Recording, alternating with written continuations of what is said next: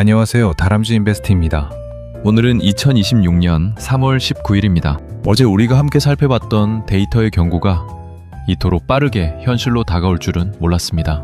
시장은 냉정했고 우리가 공부했던 FOMC 이후 비트코인 하락 징크스는 이번에도 어김없이 피할 수가 없었네요.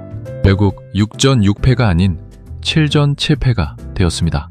거센 비바람이 몰아치는 자산시장의 현황과 연준이 던지는 묵직한 메시지, 그리고 이 폭풍 속에서 다람쥐가 어떻게 생존하고 있는지 정리해보겠습니다.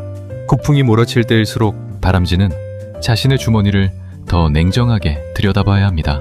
BITU 비트코인 2배 ETF. 오늘도 1주의 도토리를 주우며 드디어 30주를 채웠습니다. 하지만 징크스대로 가격은 비트코인 가격 기준 69.3K까지 내려가는 것을 실시간으로 목격했습니다. GLD 금 현물 ETF 주력 부대인 128주를 지키고 있지만 실시간으로 금값이 마이너스 6% 이상 폭락하는 것을 눈으로 보며 온스당 4,700달러 선이 무너지는 것을 확인했습니다. 하루 만에 이런 낙폭은 저도 참 보기 드문 광경이네요. 하지만 이렇게 폭락하는 상황에서도 1년 6개월 전인 24년 9월 19일 추세와 비교하면 여전히 우상향 구간입니다. 현재 비트코인 MVRV 세스코어는 3월 18일 기준 0.57까지 내려왔습니다. 아직 기회의 구간인 마이너스에는 진입하지 못했죠.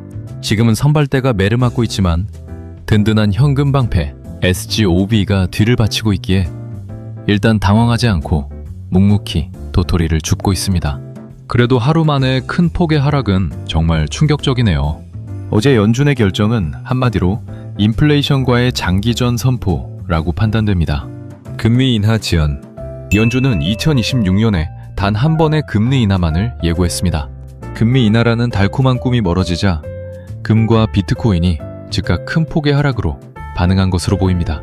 시간이 지나 상황이 바뀌면 또다시 결정은 번복될 수 있지만 현재로서는 금리 인하 시즌이 뒤로 밀렸다는 실망감에 여러 자산들이 큰 폭으로 하락하는 것을 실시간으로 보고 있습니다. 물가 전망 상향. PC 물가 상승률 전망치를 2.7%로 높였습니다.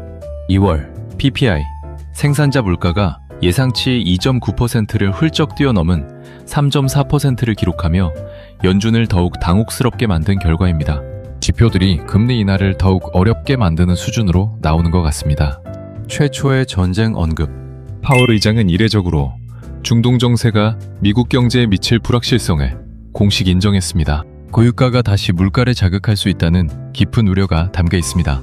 이로 인해 금리 인하의 기대감이 점점 사라지고 있는 것으로 증시는 판단하고 있는 것 같습니다. 시장의 기분과 건강 상태도 좋지 않습니다. CDX 지수, 기업의 건강검진 지수라고 비유할 수 있겠습니다. 기업 부도, 보험료인 CDX가 9개월 만에 최고치입니다. 역사적으로 S&P 지수가 최고점에서 5% 이내로 움직이고 있는 상황에서 이 CDX 지표가 갑자기 확 상승했을 때 주식시장은 마이너스 15%에서 마이너스 57%까지 대폭락한 사례가 있습니다. 이 지표는 기업이 돈을 못 갚을 위험, 부도 위험에 대비하는 보험료라고 이해하면 가장 쉽습니다. CDS, 신용부도 수합. A라는 기업이 망하면 대신 돈을 갚아줘 라는 계약이고 이때 내는 보험료가 CBS 프리미엄입니다. 이 CDX 지수가 상승한다는 것은 시장 전체적으로 이러다 기업들 몇 군데 부도나는 거 아냐? 라는 불안감이 커져서 보험료가 비싸지고 있다는 강력한 경고 신호입니다. 불베어 스프레드 시장의 기분. 낙관론자들이 썰물처럼 빠져나가며 6월 이후 최저치를 기록했습니다. 항소. 즉 불지수가 도망친 시장에서 강세장을 기대하기는 어렵습니다. 이 지표가 초록색 라인으로 하락하기 시작했을 때 공교롭게 큰 폭의 하락이 시작된 사례들을 보면 무시할 수 없는 지표라고 생각됩니다.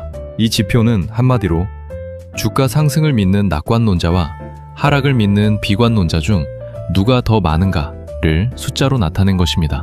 보통 설문조사를 통해 구하며 공식은 아주 단순합니다. 낙관론자 비중 %에서 비관론자 비중 %를 뺀 수치로 나타냅니다. 수치가 높을 때 시장에 앞으로 더 오를 거야 라고 믿는 사람이 많다는 뜻입니다. 수치가 낮을 때 이제 떨어질 일만 남았어 라고 걱정하는 사람이 더 많다는 뜻입니다. 보시는 것처럼 점점 내려가고 고점에서 꺾어 내려가고 있다는 것은 시장의 낙관론자들이 점점 사라지고 있음을 의미합니다. 위기를 대비해야 되는 신호로 볼 수도 있을 것 같습니다. 과거 장부상 수익을 눈앞에서 놓쳤던 뼈아픈 경험이 제게 준 교훈은 지표가 징크스를 증명할 때는 영끌이 아닌 인내가 필요하다는 것이었습니다. 비트코인의 1060에 360일의 법칙이 실현될지, 그것이 가리키는 바닥이 얼마일지는 알 수 없지만 저는 선발대를 통해 시장의 매를 맞으면서도 든든한 예비군을 유지하며 진정한 기회를 기다리겠습니다. 공고에는 끝이 없고 시장 앞에선 늘 겸손해야 한다고 생각합니다. 폭풍우가 지나간 뒤에도 굳건히 남아있는 다람쥐가 되기 위해 오늘도 마음의 나침반을 닦습니다.